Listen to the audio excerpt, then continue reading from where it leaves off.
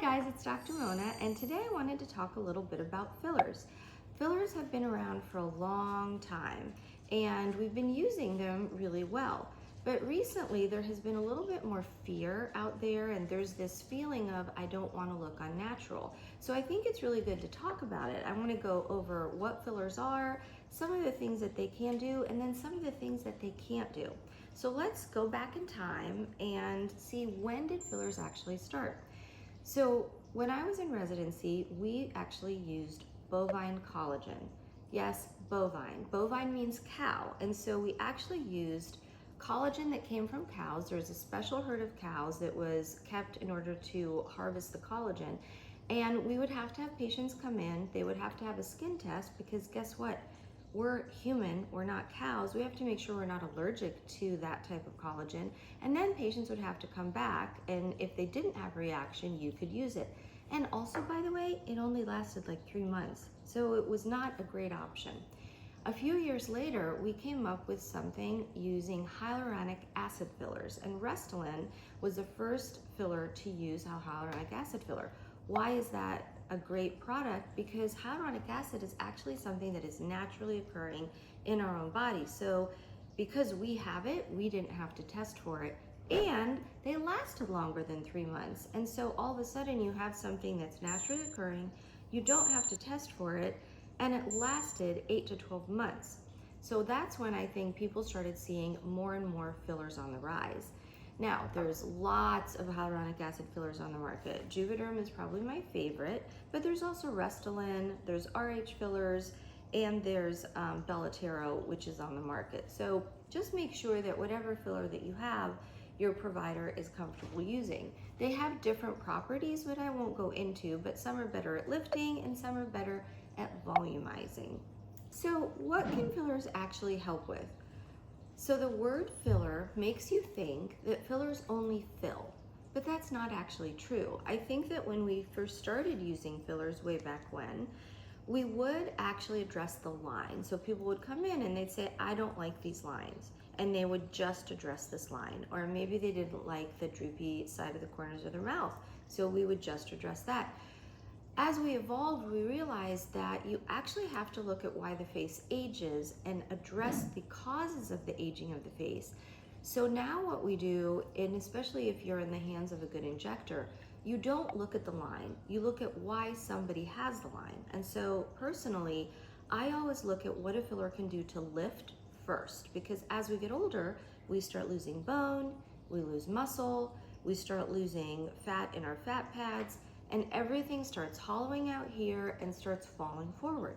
So if all we did was fill in this line, well, we'd look really heavy here, and that was what happened with what we call pillow face. Nobody wants to look like a pillow face. So if somebody understands how the face ages, then they're going to actually apply filler in the cheek area to lift, to mimic loss of bone, in the temple area to mimic loss of fat and muscle, in the lateral cheek. And so first you always want to start with your lifting vectors. So you're using fillers in order to lift. Not all fillers can do that. You have to understand what fillers have better lifting property. And so personally, I really like Voluma, but there's other fillers that you can use to give you a good lift. Now that you've lifted this area, you might want to then think about volumizing, and that's where I look at where you've lost some volume from loss of fat pads. So a very common area is right here, and so once I've lifted, I still feel like there's a little bit of loss of volume. I may want to go in the cheek. I may want to treat under the eye or the tear trough area. But make sure that whoever treats your tear trough is a really good injector, because this is an area that is a little bit more dangerous, and in the right hands, it is much safer than in somebody who doesn't understand the anatomy. If you notice, I have started with lifting, volumizing. I haven't even addressed the area that's down here, because once I lift, I'm gonna get a little bit of a lift down here. If I've done that and I still have some volume loss around the corners of the mouth, then I might do some filler there as well. And then the last thing that I like to do is the lips. So lips are a very common area that people like to do, especially in the younger population. You want to make sure again that you have somebody who knows the anatomy of the lip so that you have a very natural looking lip and not kind of what they call that duck lip or fish lips. We don't like ducks, we don't like fishes in our office, so we want to give the most natural result by treating your lips the appropriate way. Now, a good question is, if fillers are so great at lifting and volumizing, what can't they do? So as we get older, and as I said, you lose bone, you lose muscle, your fat pads shift, you lose collagen. Well, fillers can address part of that, and they're a very important part of what we call our aesthetic toolbox, but they're not the only thing, right?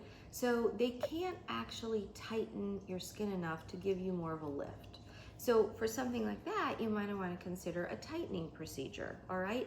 The other thing that they can't do is they really can't change any kind of chronic sun damage that you might have. Like, they're not going to address your brown spots, they're not going to address redness.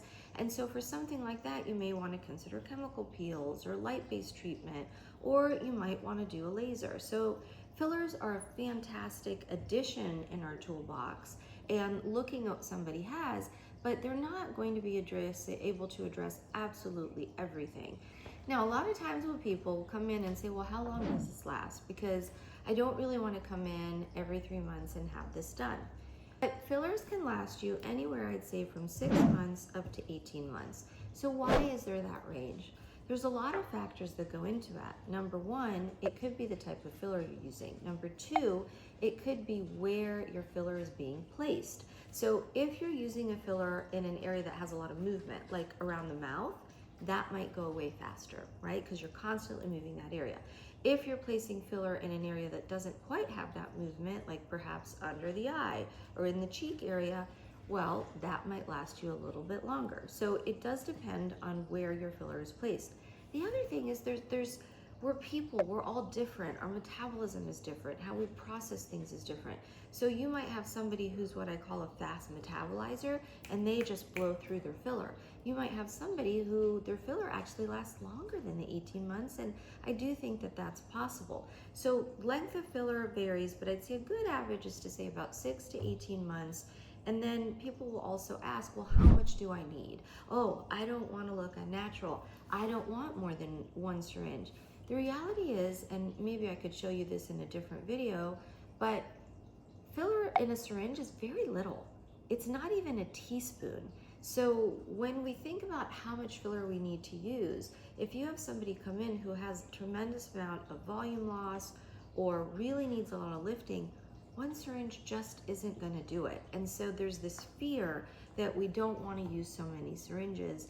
And I think that you don't have to do them all at once, but you might need to do, maybe you do anywhere from 2 to 3 at a time, maybe 4, and then you might come back, reassess. I think we have to be not scared of the filler. It's really about where it's placed. Having said that, I think that there's a lot of sentiment about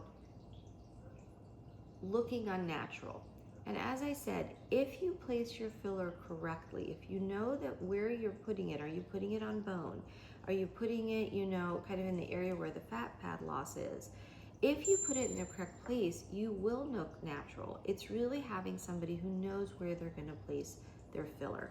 So downtime, a lot of people will come in and ask me, how much downtime am I going to have with a filler? And filler is what we consider minimal downtime. It's not no downtime because you're using a needle to place the filler in the appropriate location. And of course, anytime you use a needle, there might be a little possibility of a bruise. If you have an office that has a certain type of laser called a V-beam, we can actually treat your bruise. But bruises are something that can happen. I always tell people ahead of time, try not to take aspirin, fish oil, don't drink the night before a filler, because all those things can increase your bruising. If you know that you're a really big bruiser, then I would consider even taking arnica pills, and we use arnica cream after all of our appointments to help decrease any risk of bruising. But you could get a bruise. The other thing is because fillers are hyaluronic acid. Hyaluronic acid is what we call a water grabber. So what they're doing is you're placing them and they're actually grabbing water and getting nice and plump. And so you may have a little bit more swelling in those first 2 to 7 days, depending on where we place the filler. A lot of times when people come in and we do their lips, I always tell them, I say, don't worry, your lips are gonna get swollen. I remember the first time I had my lips done, the next day they were swollen and I had to tell myself, it's okay, don't worry, it's gonna go down. And it did go down in a couple days and I love them. So I think it's just good to know that you can have some swelling, the swelling will go away, and just to be patient. The other thing I would caution you is don't do a vaccine or go to the dentist within 2 to 4 weeks of having a filler placed. And that's because your body might look at that filler when you're having those procedures and say, that's something different. So I just always caution people, make sure that you avoid going to the dentist or having a vaccine placed within that time. Well guys, thanks for watching. I would love any questions that you have. Please let us know in the comments below and we'll see you next time.